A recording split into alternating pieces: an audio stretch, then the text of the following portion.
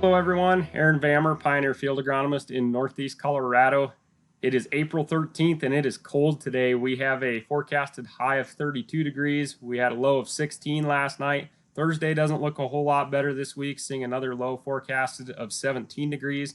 So every bit of soil temperature accumulation that we gained over the past week, we're just losing right now. So with corn planting at the forefront of our minds, we really need to be cognizant about soil temperature since it's gotten so cold recently.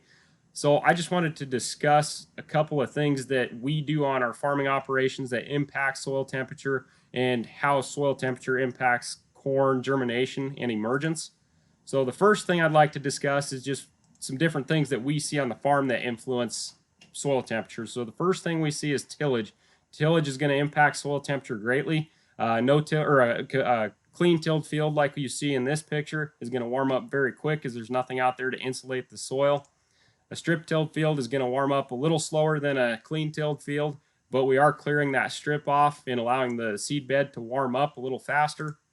But then a no tilled field like this is going to warm up pretty slow as you have all of this residue out here just insulating the soil and keeping it from warming up as quick.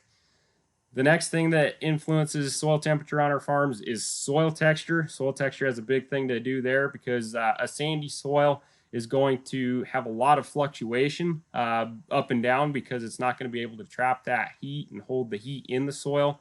A clay soil, on the other hand, is able to hold on to that heat a little better, and we won't see those wide temperature swings like we will in sand. So this data here is from my Pioneer weather station located in Logan County, Colorado. The green line here is the 2-inch depth. It's a 2-inch soil temperature reading, and the orange line is a 4-inch soil temperature reading. So what I get asked a lot is, when do you take your soil temperatures? Well, what we have to look at are these lows. What time are the soil temperatures hitting the lows? So if we look here, the 2-inch sensor is hitting its low at about 8 o'clock in the morning, and that 4-inch sensor is hitting its low about 9 o'clock in the morning. So really, we want to be trying to take that soil temperature at about 8 to 9 o'clock in the morning. So what are the temperatures we need to shoot for in order to get our corn up and out of the ground? Really, we need to see this minimum of about 50 degrees to get that corn out of the ground with the least amount of injury possible from cold. Really, our optimum range is around that 85 to 90 degree range, but we're never going to see that in April and May in Colorado. But really, the key figure here is just that 50 degrees. We want to see 50 degrees. So what are some injuries we might see if we don't hit 50 degrees when we're planting? So what we'll see is deformed mesocotyl formation, deformed coleoptile formation. We'll see a lot of kinking under the ground. As you see here, here's another picture. We've got that really short mesocotyl, a kinked coleoptile. Things aren't looking so good for these plants. Those are some of the things that I see on a regular basis if corn was planted too cold, too early, or too wet. What we also have to consider with cold stress is the imbibing process that a seed goes through right after planting. After planting, a seed will start to soak in moisture from the soil. This is called the imbibition process. Within the first 30 minutes after planting, as you can see here in this chart, the majority of the water gets taken up into that seed.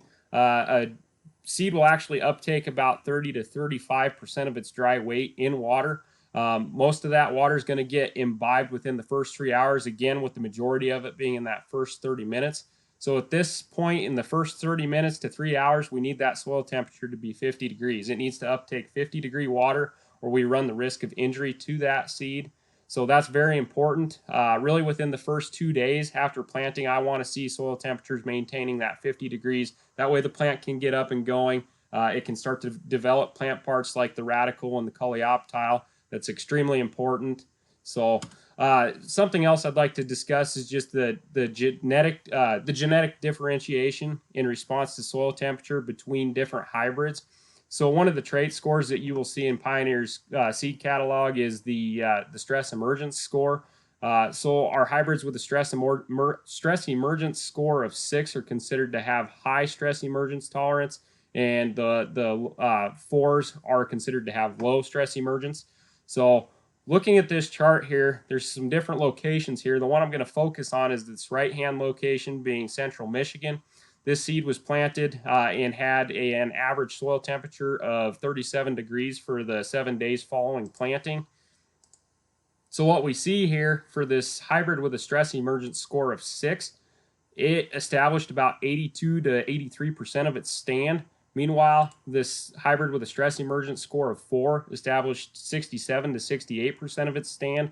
So that's a big factor as well. And I'll cover this a little more in the next slide, but some things we can do to reduce that risk of cold injury is just to, number one, just stop planting 1 to 2 days in advance if a cold spell is in the forecast, like we have here on Thursday.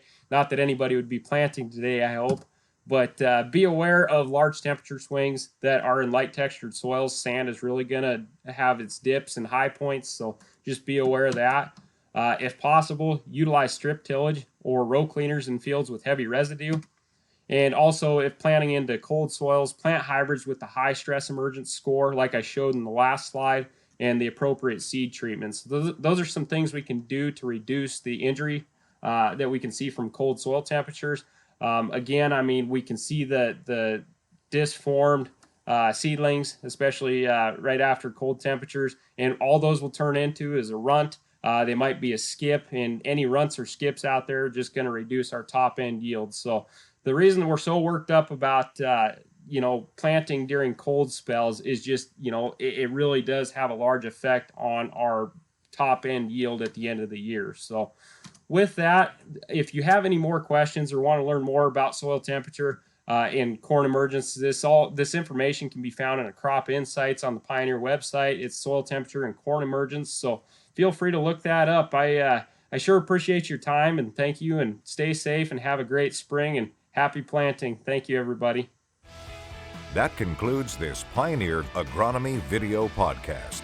Visit our page on pioneer.com and follow us on Twitter and Facebook for more agronomy insights.